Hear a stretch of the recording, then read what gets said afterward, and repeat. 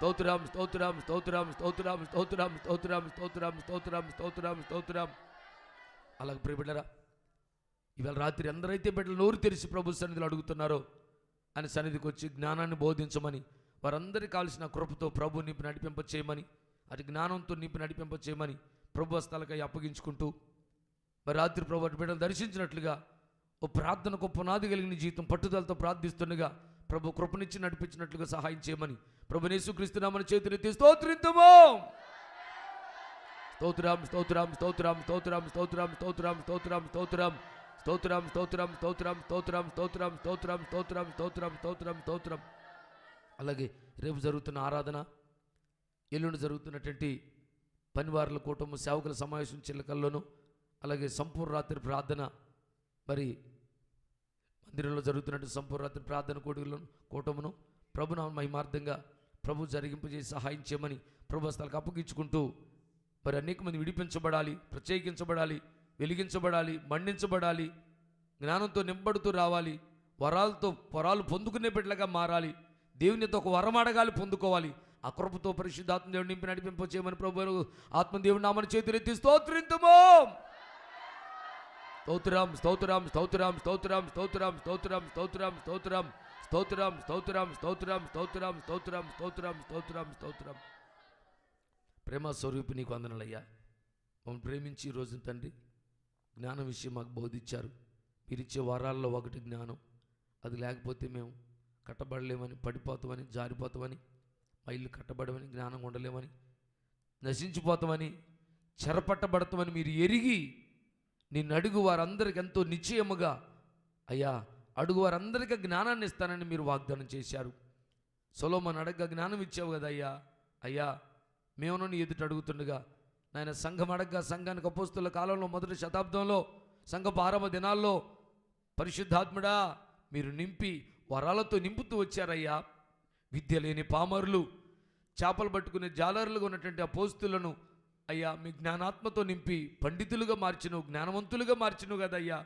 ఆయన మమ్మల్ని కూడా ప్రభు మీ జ్ఞానాత్మతో నింపి అడిగే ప్రతి ఒక్కరిని ఆత్మతో నింపి నడిపిస్తారని, ఆ వరంతో నింపుతారని ఆశపడుతూ నన్ను మమ్మల్ని ఎల్లరిని నాకును సరిపోలేదయ్యా, మరి శ్రేష్టమైనది నాకు కావాలయ్యా, మరి శ్రేష్టమైన క్రీస్తునందున్న జ్ఞానంతో నన్ను కూడా నింపవని మమ్మల్ని ఎలా నింపి నడిపిస్తారని ఈ సావాసం ప్రతి బిడ్డను, సండే స్కూల్ పిల్లలు, యవన సహోదరులు, స్త్రీలు, పురుషులు, చిన్నలు, పిల్లలు, పెద్దలు, పరిచర్య చేయు బిడ్డలు, పరిచర్య చేయి వారందరినూ, సేవకులైన వారికి, మరి సేవకురాళ్లకును అయ్యా నిన్ను అడుగుతున్న జ్ఞానంతో నింపి మీరు నడిపిస్తారు నమ్ముతూ యేసయ్య నామాన ప్రార్థించి నిన్ను అడిగి పొందుకున్నాను మా తండ్రి. యేసు రక్తమే జయం, ప్రభేసు రక్తమే జయం, ప్రభేసు నామానికి సంపూర్ణ విజయం కలుగునుగాక. ఆమేన్ ఆమేన్. అందరికీ ప్రభు నామంలో ప్రత్యేక వందనాలు బిడ్డరా. కుటుంబం ముగించబడింది. తిరిగి మళ్ళా రేపు ఉదయకాలం రోజు రాత్రి మరి ప్రభు సన్నిధిలో కొందరు బిడ్డలు, స్త్రీలు ప్రభు ఎదుట కన్నీరు గార్చే బిడ్డలు